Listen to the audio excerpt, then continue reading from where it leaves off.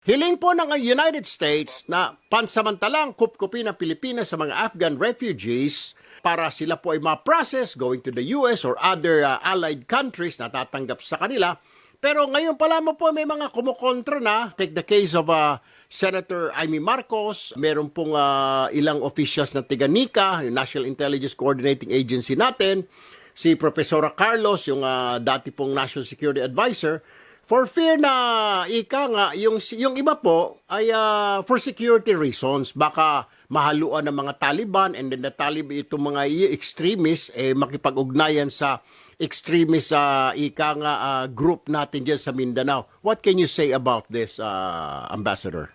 I think those concerns are very real. At it's only right that we really have to vet these people if we ever agree to this request from the United States. Para sa amin, that's the reason why na, alam mo, last October pa ito, Kong Eriwin, tinanong sa atin ng US. Opo. At it's been taken this long. Isang taon na, almost 1 year na tayo. Malapit na.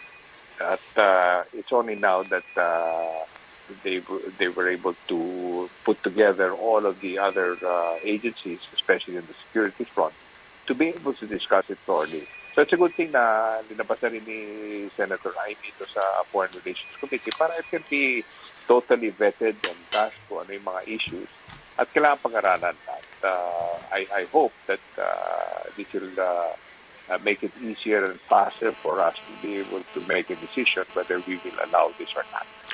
Profesora Carlos, Sir, Clarita Carlos is saying, okay, kung lugar lang naman ang kailangan, there are so many countries na malawak ang lugar dyan. Sa Middle East, maraming mga lugar dyan na mga allied in the United States. So I can understand where she's coming from.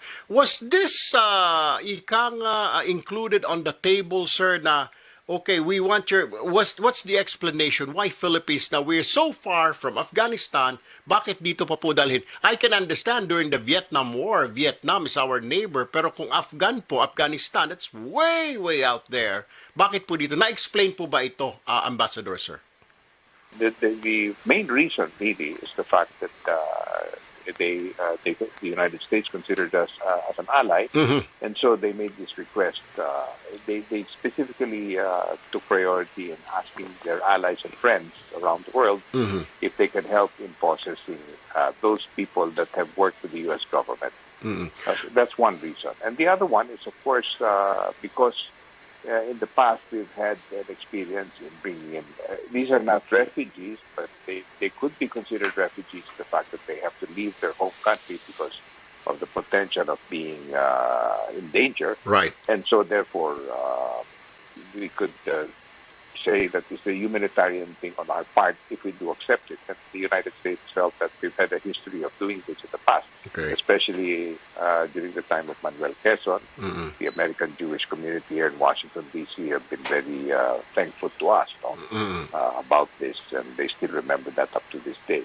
Meron rin yung Vietnamese boat people that was in the 1970s. Yes, sir. So that's probably the reason why they came to us asking if there's a possibility for us to accept this request. Hindi naman po ang Philippines ang final destination, Ambassador Romualdez, sir. Ano? I'm sure, sabi nga sa mga reports na nabasa ko, pupunta lang sila dito, ipaprocess yung kanilang immigrant status at depende kung anong country ang tatanggap nila. Well, most of them are probably US, kagaya ng Vietnamese, kung alay ng US, Australia, pwede tanggap. Alam ko, sa European Union, tumatanggap din sila ng mga refugees. So talagang parang processing area lang po itong sa atin. Pero ang question po dyan, sino po ang magbabayad nito? Tama po ba na United Nations Refugees, ang Center for Refugees, ang magbabayad dito, sasagot ng mga food nila, accommodations, and even transportation together with the United States. Is this correct, Ambassador Romualdez? Kung ang status nila ay refugees, the United Nations is supposed to be the one that will shoulder all the costs. But the United States made the request because they are former employees of the U.S. government in Afghanistan. They offered to take care of all the costs. Yan ang nandun sa concept note na pinadala nila sa ating Department of Foreign Affairs. Wala naman po tayong i-out dito na pera because ito isasagutin ng United Nations Center for Refugees and then ganun din mga accommodation siguro. Ang sa atin lang, parang sasagutin natin, we have to give them a piece of land, pahiramin natin sa UNCHR at maging ang US para doon ilagay. Parang sa Palawan dati at Bataan may mga refugees. Ganun po ba ang tema nito, Ambassador Romualdez? Well, there are many options that are being discussed.